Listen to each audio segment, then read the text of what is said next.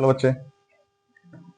चलो आज हम लोग देखते हैं क्लास 11 का एक नया लेक्चर ना, डी ब्रोगली का सिद्धांत। बहुत प्यारा सिद्धांत है इनका, बहुत मजेदार भी है। आइए देखते हैं क्या है। इनके अनुसार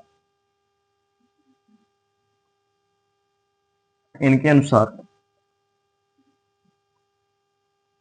किसी सूक्ष्म कण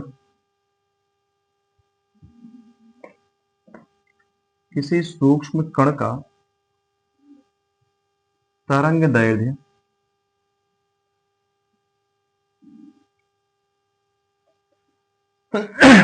तरंग दैर्ध्य उसके संवेग के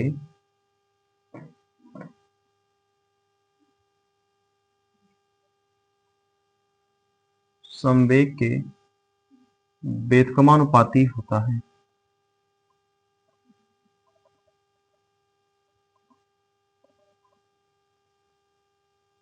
ठीक है, किसी सूक्ष्म कण का तरंग दैर्ध्य उनके उसके उस कण के संवेग के व्युत्क्रमानुपाती होता है।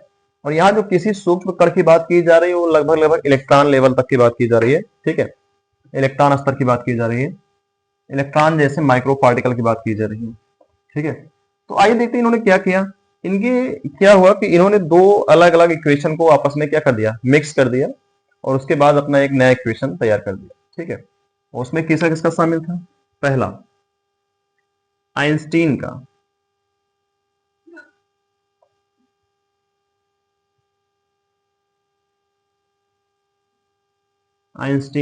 का समीकरण,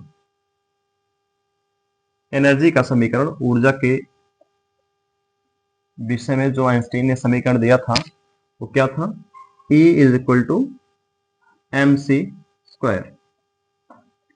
जबकि प्लांक ने भी एनर्जी के संदर्भ में अपना एक समीकरण दिया था। प्लांक साहब का क्या था? प्लांक का समीकरण, और ये समीकरण सब ऊर्जा की बात की जा रही है, ध्यान देना। तो इन्होंने क्या कहा था? E is equal to H nu. ठीक है, यानी इक्वेशन फर्स्ट और इक्वेशन सेकेंड। अब होगा क्या? समीकरण एक व दो की तुलना करने पर, इन दोनों की तुलना करते हैं, क्या होगा? देखो यहाँ a इज इक्वल टू क्या है? एम सी स्क्वायर, और a इज इक्वल टू क्या है? H nu. ठीक है, यानी E का मान क्या है? M C square. तो अगर मैं E का मान एम सी स्क्वायर रखूं और इस E का मान एच न्यू रखूं तो क्या हो जाएगा? M C square is equal to H nu. ठीक है, और आगे हम प्रोसीड करते हैं। यहां एम सी क्या है? एम क्या है? मास ऑफ इलेक्ट्रॉन, सी क्या है? लाइट स्पीड, और एच क्या है? प्लांक नियतांक, और न्यू क्या है यहां पर? आवृत्ति। ठीक है, और आवृत्ति जो है यहां पर न्यू इक्वल टू क्या होता है? सी अपॉन लैम्डा। तो मैं क्या करता हूं, इसकी जगह पर रखता हूं, इसको इक्वेशन में थर्ड बना देता हूं, और समीकरण तीन में न्यू का मान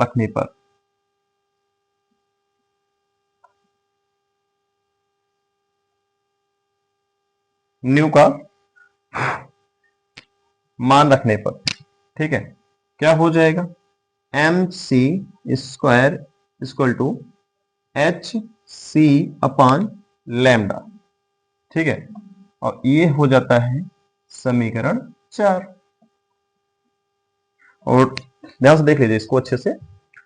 अब हम इसमें देखते हैं समीकरण 4 में क्या कर सकते हैं। M C square equal to क्या होता है? H C upon lambda. Then आपको पता है सी से सी कैंसिल, बचा क्या? M C is equal to H upon lambda. देखिए एक चीज और यहां देखिएगा, जो सी क्या है यहाँ पर? सी लाइट स्पीड है, लेकिन जब हम यहाँ बात कर रहे हैं इलेक्ट्रॉन की, तो हम इलेक्ट्रॉन के लिए वही स्पीड इलेक्ट्रॉन के लिए अगर रख दिया जाए तो सी इक्वल टू क्या? वी रख दे हम। ठीक है, यदि c किसके बराबर हो, v के बराबर हो। क्यों v के बराबर कर रहे हैं? देखिए अगर हम c लिखते हैं तो स्पेशली हम लाइट स्पीड के लिए उसको डिनोट करते हैं, लेकिन अगर हम v लिख देंगे तो यहां पर हम इलेक्ट्रॉन के लिए उसको डिनोट करेंगे। ठीक है, तो वही चीज है, वैल्यू सेम रहेगी। हालांकि यहां जब मैं v लिख देता हूं तो इलेक्ट्रॉन की वेलोसिटी हो सकता है कि वो क्वेश्चन में दी जाए तो वो क्वेश्चन के साथ वैल्यू बदल सकती है। ठीक है, वो अलग बात है। लेकिन क्योंकि अगर एक कांस्टेंट c होता है तो c एक कांस्टेंट वैल्यू है। फिलहाल अभी हम c यानी स्पीड को डिनोट कर रहे हैं किसके साथ, v के रूप में, जो कि इलेक्ट्रॉन के लिए है। ठीक है, अगर आपको देखना है तो यहां मैं e लिख देता हूं, mv, और यहां भी e, मतलब mass of electron and velocity of electron is equal to क्या हो जाएगा, h अपॉन लैम्डा। ठीक है, अब mv किसके बराबर होता है आपको पता है, p इज इक्वल टू क्या होता है, mv, और p क्या है आपका, संवेग, मोमेंटम। ठीक है, मास इंटू वेलोसिटी। तब हम यहां पर उसका अगर मान रखें तो क्या हो जाएगा, p is equal to h upon lambda, और जहां आपको पता है कि h एक कांस्टेंट वैल्यू है, प्लांक नियतांक है, तो हम क्या कर सकते हैं, कांस्टेंट को प्रोपोर्शनल के चिन्ह के साथ लगाएं तो p 1 upon inversely 1 upon lambda. ठीक है, अब आप यहां से देख सकते हैं कि p लैम्डा के क्या है, इनवर्स है, और फिर आप यहां लिख सकते हैं p क्या है, संवेग, और लैम्डा क्या है, तरंग दैर्ध्य। ठीक है, तरंग दैर्ध्य, और क्या है, h प्लांक नियतांक, इसका मान पहले भी हम लोग देख चुके हैं, और m क्या है, मास ऑफ इलेक्ट्रॉन, इलेक्ट्रॉन का द्रव्यमान, और v क्या है, वेलोसिटी ऑफ इलेक्ट्रॉन, इलेक्ट्रॉन का वेग। ठीक है, अब यार रिलेशन आप देख सकते हैं फाइनली, p इनवर्सली किसके हैं, 1 अपॉन लैम्डा, तो यानी तरंग दैर्ध्य अगर बढ़ेगी तो संवेग घटेगा। ठीक है, यानी यही तो यहां लिखा, देखो इन्होंने क्या दिया, इनके अनुसार किसी सूक्ष्म कण का तरंग दैर्ध्य उसके संवेग के व्युत्क्रमानुपाती होता है, विच इज हियर। ठीक है, आप पूरे क्वेश्चन को अच्छे से देख लीजिए, इस पर कुछ क्वेश्चंस भी आते हैं, मैं आपको इसके साथ क्वेश्चन अटैच कर दूंगा, आप क्वेश्चन लगाइएगा, प्रैक्टिस कीजिएगा। ठीक है, और हो जाएगा। चलिए देखते हैं जिसमें पहला है, एक इलेक्ट्रॉन को 5 किलो वोल्ट के विभवांतर द्वारा त्वरित किया गया। इलेक्ट्रॉन से संबंध डी ब्रोगली तरंग दैर्ध्य की गणना कीजिए, जिसमें इलेक्ट्रॉन का द्रव्यमान है 9.1 गुणे 10 के घाते -31 किलोग्राम। प्रश्न दूसरा, 300 किलोमीटर प्रति घंटे के वेग से गतिशील 100 किलोग्राम भार के एक रॉकेट की तरंग दैर्ध्य की गणना कीजिए, जिसमें प्लांक नियतांक 6.6 गुणे 10 के घाते -34 जूल सेकेंड। तीसरा है, एक गतिशील इलेक्ट्रॉन की गतिज ऊर्जा का मान 4.55 गुणे 10 घाते -25 है। इलेक्ट्रॉन की तरंग दैर्ध्य की गणना कीजिए, जिसमें मास दिया है इलेक्ट्रॉन का 9.1 गुणे 10 घाते -31, और प्लांक नियतांक पहले भी आप देख चुके हैं।